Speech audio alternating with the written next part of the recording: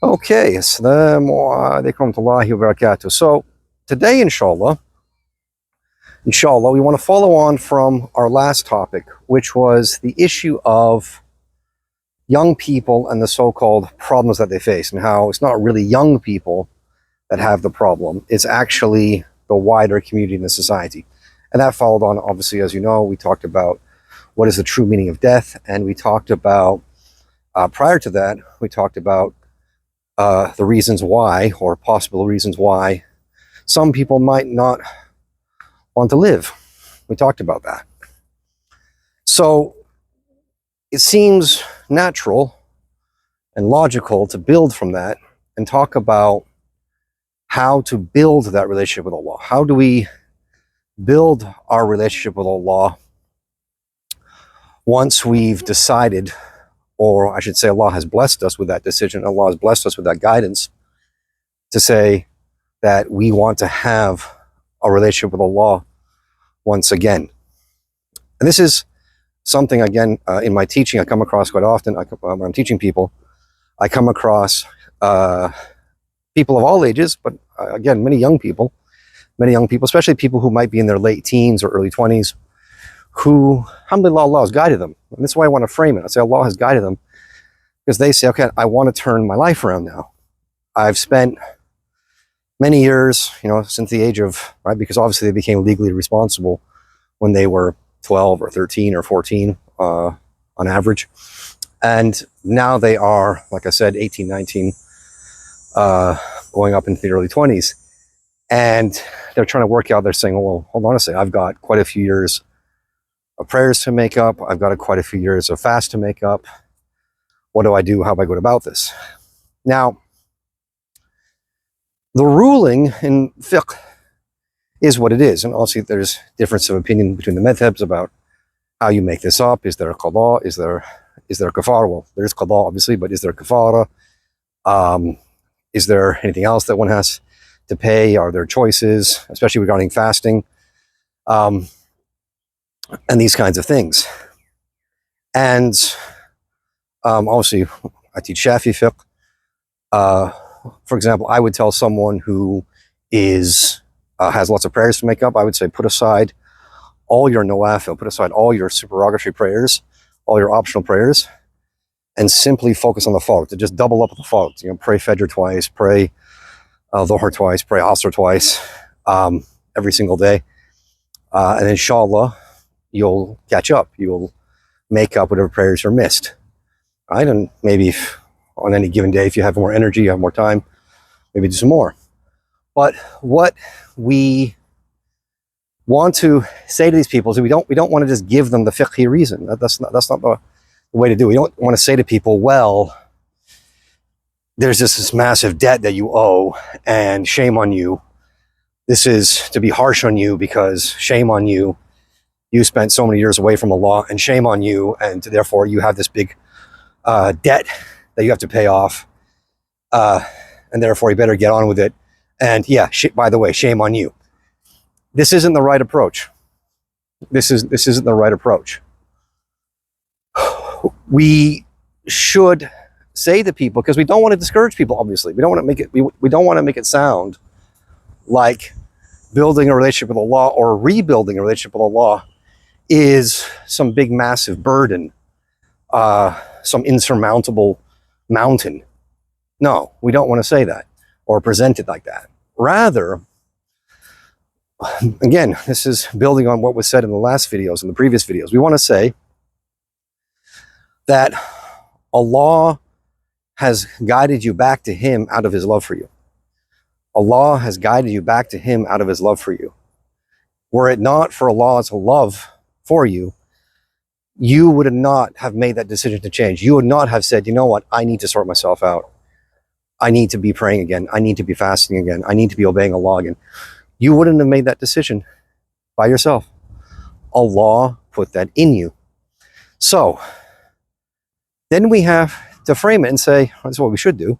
We should say that you have spent so much time away from Allah, or because you've spent X amount of time away from Allah, Allah now wants that time back. That's what it is. Allah wants that time back. And think about it this way, right? Just to give you a human example, because this isn't one of the, Allah, there's so many amazing things going on. So many amazing things going on. When you really reflect on Allah, there's so many amazing things going on. So human relationships teach us so much, right? Human relationships teach us so much. Think about it this way. If you have family and loved ones, your parents, your spouse, your kids, and you go away, you travel for several weeks, several months, years even maybe, okay? And then you come back home. You're not going to come back home the same way you would if you were coming back home from the masjid, or you were coming back home from work that day, or coming back home from school, or coming back home from a friend's house or something, right? Where you might just walk in and say, oh, assalamu alaikum, and then go off to your room and hang on with your business, right? Or carry on with your business. That's not how it works, right? If you come home and you've been away for a long period of time, for several weeks or several months, you're not going to walk in the house the same way. Your family's going to say, hey, hold on a second. We haven't seen you for X amount of months or X amount of years. Sit down. Tell us what's going on. Let's catch up. What have you been up to? Where have you been? And it's really about, you owe us that time. We haven't seen you for so long. You owe us that time. Is it not the same with Allah?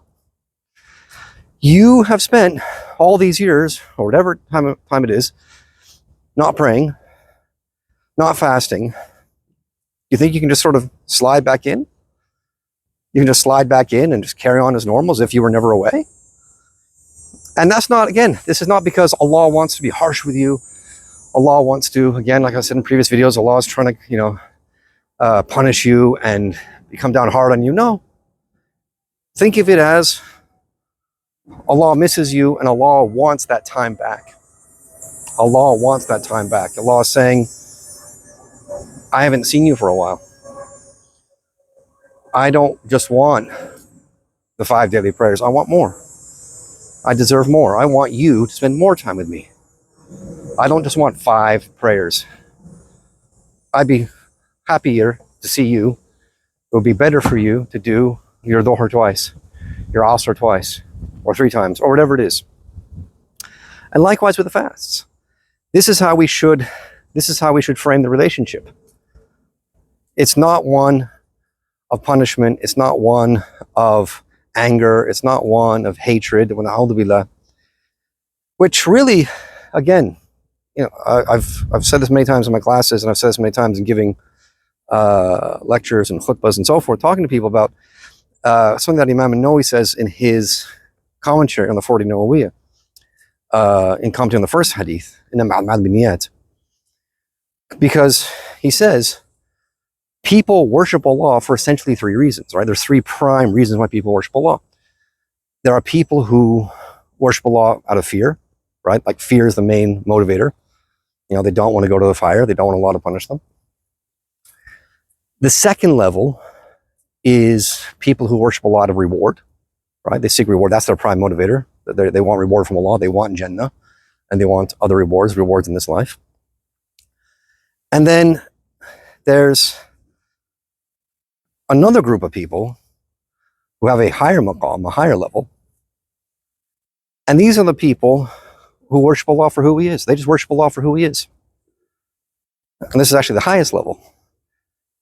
The people who worship Allah regardless, because Allah deserves to be worshipped.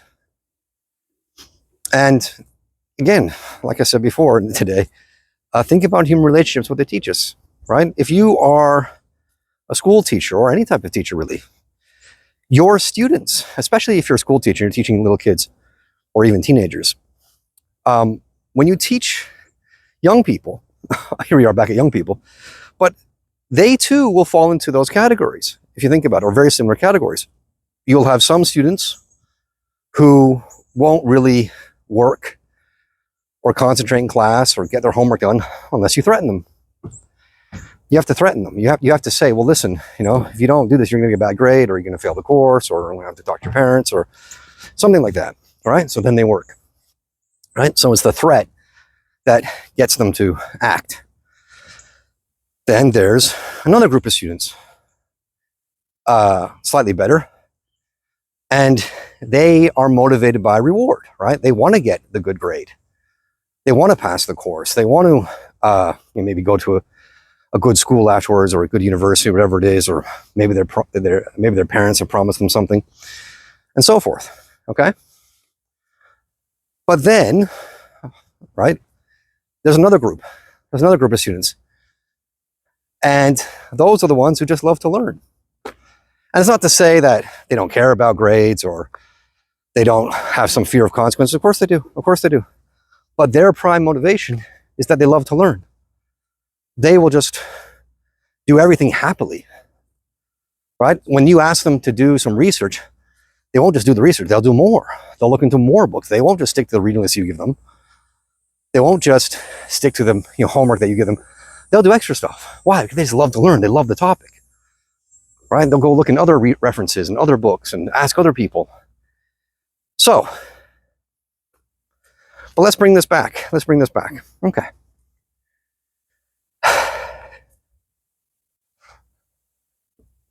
Think about this again. The beautiful wisdoms that come out of human relationships. When Allah threatens us, because again, the Quran, Allah threatens people, Allah promises people, and then Allah also talks about just seeing Him in the hereafter. Just seeing Him in the hereafter. Right? Like in the second page of Surah Al-Taha.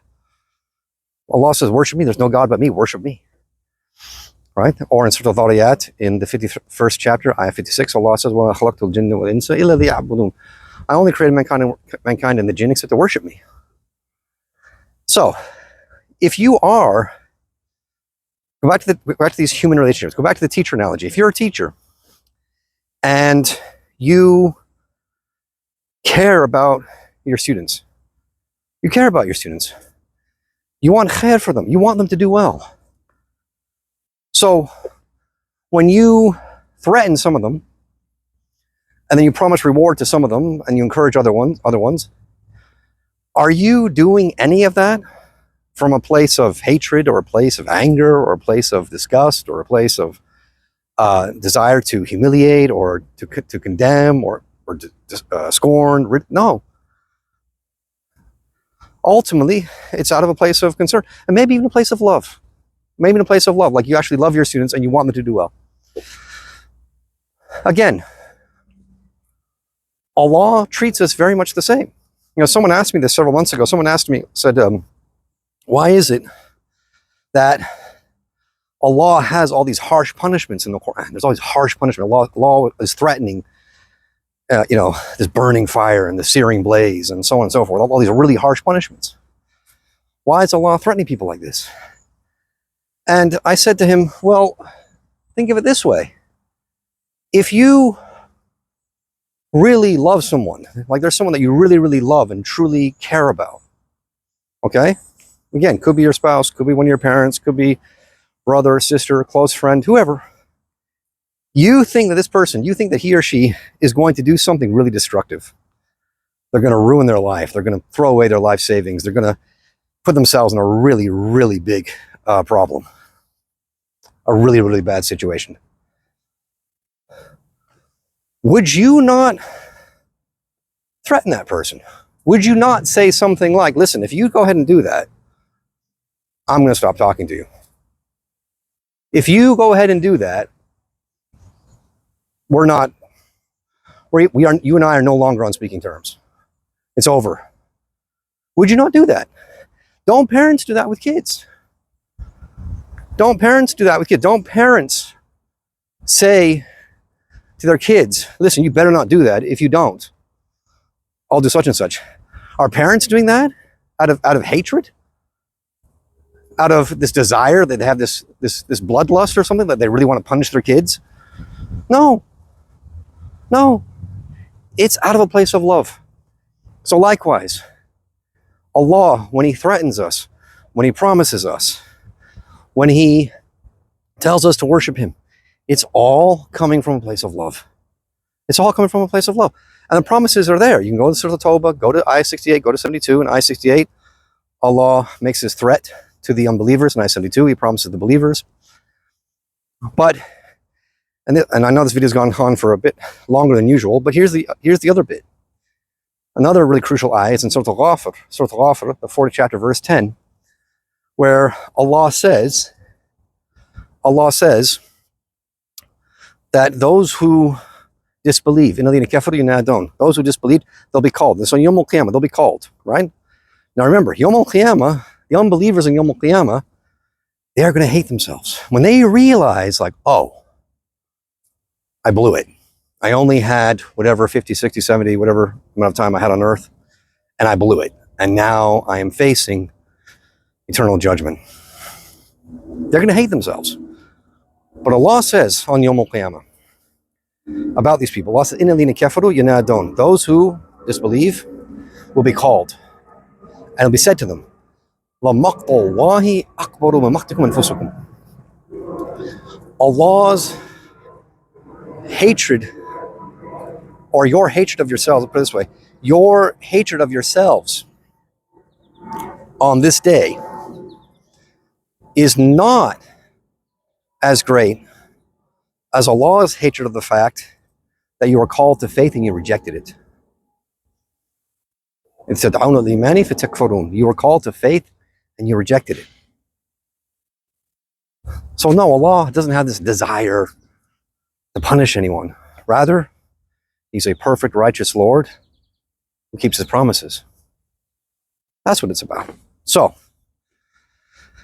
this is what we want to keep in mind. This is what we want to have in our minds and in our hearts as we seek to build our relationship with Allah. And we want to, if we are people who have spent time away from Allah, then we know that Allah just wants us to spend more time with him, to make up that time. And Allah forgives all sins. Surah Al-Zumar, 39th chapter, verse 53. لا تقنطوا من رحمة الله. Do not despair the mercy of Allah. Indeed, Allah forgives all sins. So let's keep that in mind. And inshallah, we will talk further about building a relationship with Allah in a future video. Walhamdulillah, assalamu alaikum wa rahmatullahi wa barakatuh.